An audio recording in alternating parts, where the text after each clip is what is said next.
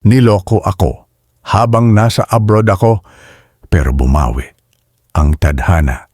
Akala ko sapat na ang pagmamahal at sakripisyo.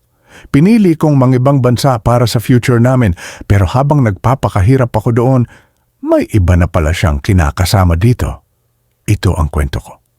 Isang OFW na niloko, pero pinalikan ng tadhana sa paraang hindi ko inaasahan. Qatar. Iyon ang naging takbuhan ko para matupad ang mga pangarap namin ng partner ko. 2 taon akong nagtiis sa lungkot at pagod, pero tiniis ko lahat. Lahat ng sahod ko, ipinapadala ko para sa bahay, para sa bills, para sa kanya. Ni hindi ako bumibili ng bagong gamit sa sarili ko. Sa tuwing may kulang sa bahay niya, padala ako. Kapag may kailangan siya, bigay agad. Sabi ko sa sarili ko, para sa amin to. Pero habang tumatagal, nag-iiba siya. Hindi na siya sweet, palaging busy. Minsan, hindi sumasagot sa tawag. Minsan, seen lang sa chat. Sabi ko, baka stress lang. Hanggang isang gabi, may nag-message sa akin. Hindi ko siya kilala, pero may dalang screenshot. Ang partner ko may kayakap na babae. Nakaupo sa mismong upuan sa bahay na ako ang nagpagawa. Nag-half day ako sa trabaho kinabukasan. Tumawag ako sa agency. Pinilit kong makauwi kahit hindi pa tapos ang kontrata.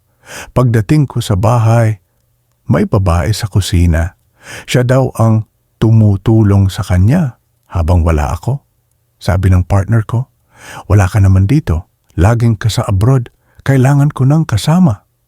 Wala man lang siyang pagsisisi. Parang ako pa ang mali dahil umalis ako para sa amin. Sobrang sakit.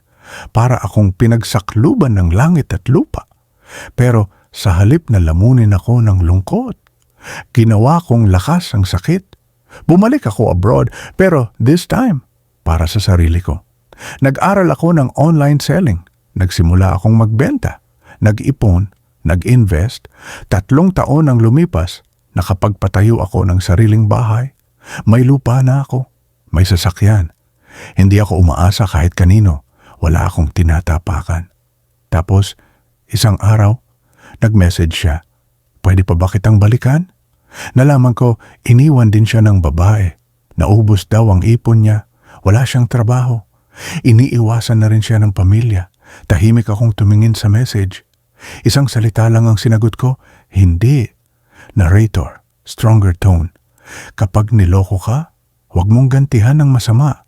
Gantihan mo ng tagumpay. Kasi ang tadhana marunong bumawi at kapag bumawi ito, mas matamis pa sa kahit anong paghihiganti. Kwento mo rin ba ito? I-comment ang saloobin mo sa baba.